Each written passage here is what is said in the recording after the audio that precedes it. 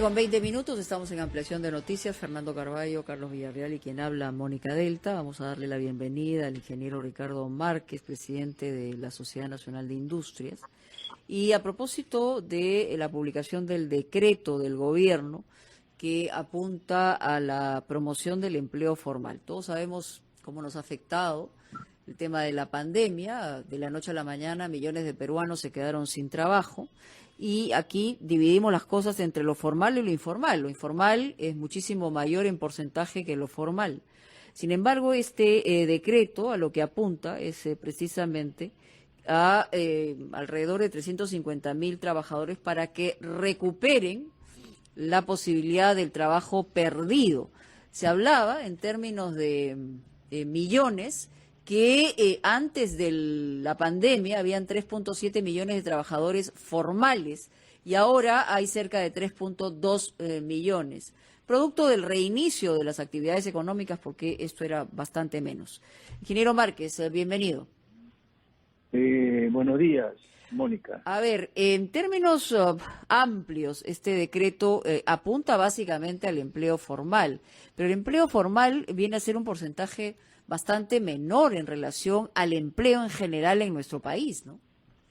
Es correcto esa expresión, pero además que el empleo formal está compuesto en verdad en 18.000 empresas que te dan el 80% de los ingresos como impuestos. O sea, es importantísimo que como nación nosotros no perdamos las empresas formales, y el esfuerzo tiene que ser a recuperar rápidamente, ¿no?, esos empleos formales. Y aquí, debido precisamente a los diferentes mecanismos que el gobierno ha dado a través de Arranca Perú, los bonos, las compras del Estado y el inicio de algunos proyectos mineros como agrícolas, esto son medidas que van poco a poco moviendo el aparato de la economía, y por eso es que tú mencionas que habían en febrero 3.700.000, sí, y ahora en octubre hay 3.200.000, y por tanto más o menos hay 500.000. Ahora, esto es muy importante porque reconoce que han habido empleos despedidos, y que esta es una oportunidad para agilizar que esos empleos, en la medida que te dan un incentivo al trabajador directamente, ¿no? Por decirte, el trabajo formal temporal te dan 35% del subsidio con todos los beneficios, y si es joven, te dan a 45%, y si es joven y es indeterminado, a 55%. Entonces, no hay límite tampoco para el límite de las empresas, pueden ser más de 100 trabajadores. Y entonces, pero acá tiene una cosa, ¿no?, que las empresas tienen que haber estado operando en marzo y abril, y el corte es a octubre. Y además tienen que haber disminuido en sus ventas un 20%, y esto tiene que ser ratificado por la SUNAT, Salud y RENIEC. O sea, acá no va a haber error, porque acá, como todos declaran directamente a SUNAT, aquí no puede haber errores. A menos que alguien lo quiera hacer, pero acá definitivamente que no van a haber errores. Esto sí no financia empleos que hayan tenido problemas con la Bayato, ni empresas que están bajo el régimen APP o en cese colectivo, ¿no? Y lo importante aquí es que, como vuelvo a repetir, esto es un complemento a todo lo que se está trabajando en la política fiscal y la política de lo que he mencionado, que tenemos que apurar, porque en Arranca Perú todavía no está arrancando. O sea, todavía no arranca. Todavía no arranca. Señor Márquez. Sí. Buenos días, ingeniero Márquez. Bueno, de parte del gobierno se dice que estas medidas pueden facilitar la creación de 350.000 puestos de trabajo formales, que no termina por resolver la cifra de los empleos perdidos, pero en fin, es un avance. Pero esta cifra, este cálculo, ha sido criticado desde el sector privado. Usted lo debe saber mejor que yo. Algunas críticas sostienen que son empleos que de todas maneras se hubieran producido. y usted nos ha dicho que hay que complementar estas medidas de subvención con otras medidas fiscales, pero no nos dice nada sobre la legislación laboral en sí misma. Y eso es curioso, porque en el sector privado lo que se pide es una flexibilización del Código Laboral. ¿Cuál es su opinión sobre la solución integral al grave problema de desempleo y de mal empleo, es decir, informal en nuestro país? Fernando, totalmente de acuerdo contigo. Esto tenemos que ir, como yo digo, de a pocos en cuanto a que lo que más necesito en este momento es los ingresos fiscales y por tanto yo tengo que asegurarme que mi empleo formal lo recupere. Ahora, ese no es el problema es la informalidad y en ese sentido hay mucha pequeña empresa que no lo pone en la planilla a sus trabajadores, ¿no?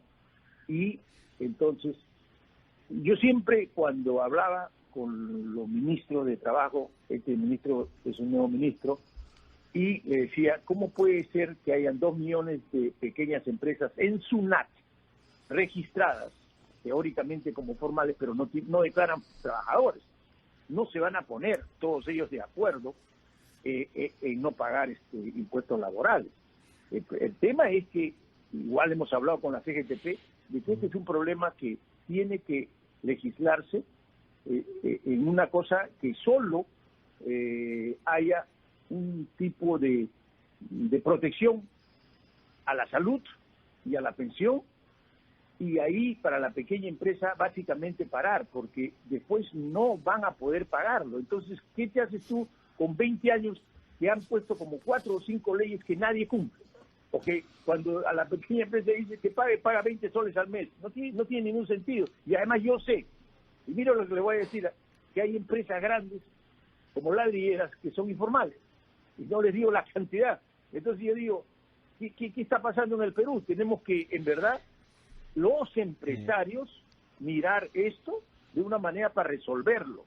Ahora, se viene la campaña política y tenemos que decirle a los candidatos, pues a ver, vamos a sentarnos cómo vamos a resolver este problema. Y no por perder o ganar un voto, todo el mundo se va a decir, no quiero, porque eso es lo que ha pasado en los últimos 20 años. Aquí se tiene que dar una nueva legislación mínima para lo que es la pequeña empresa. Ingeniero, ¿usted ve viable la posibilidad de que los niveles de trabajo se recuperen ya a mediados del próximo año, como es la meta establecida por el Ministerio de Trabajo con esta serie de medidas para, obviamente, generar empleo? O sea, llegar a ese nivel que teníamos antes de la pandemia, ¿no? y acelerar la reactivación. Mira, Carlos, una cosa es recuperar el PBI, ¿ok?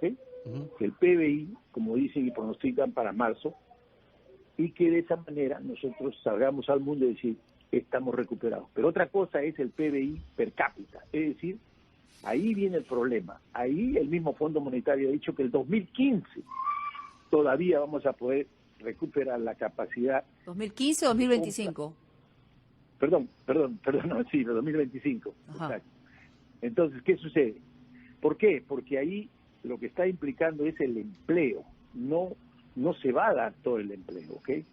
¿Por qué? Porque el mismo mundo ha bajado en 10%, 9%, ¿me entiendes? O sea, es un tema en el cual nosotros tenemos que ir, y aquí sí lo digo de frente, a preparar mejor a nuestra población.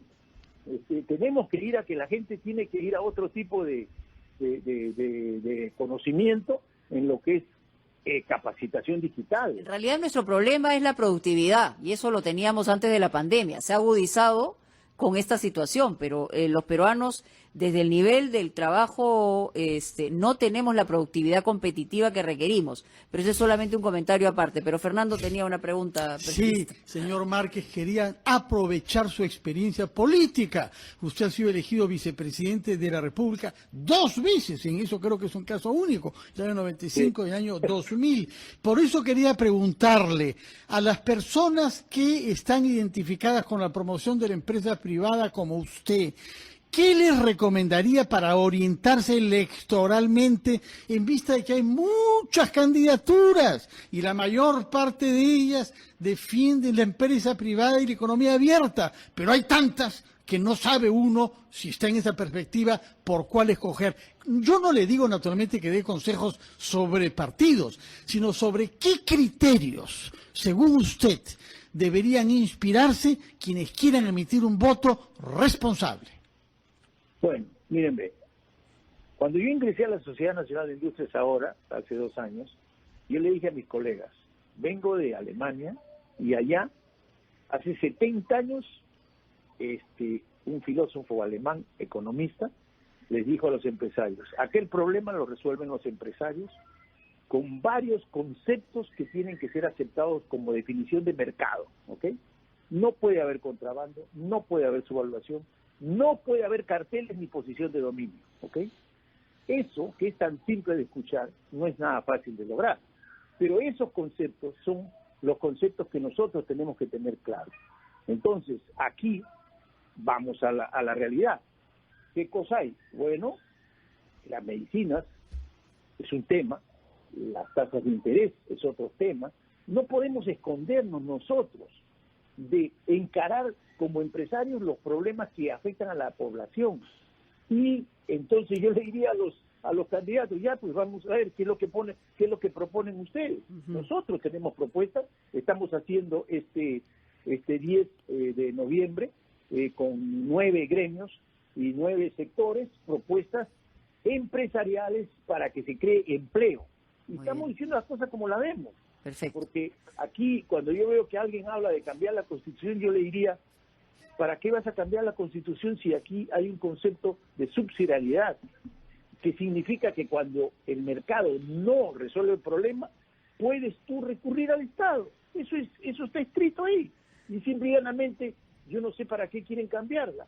En todo caso, estos son los debates, creo yo, que se deben dar para resolver realmente los problemas. En esta parte del camino electoral. Muy bien, ingeniero Ricardo Márquez, muchas gracias como siempre. Ya regresamos luego de la pausa.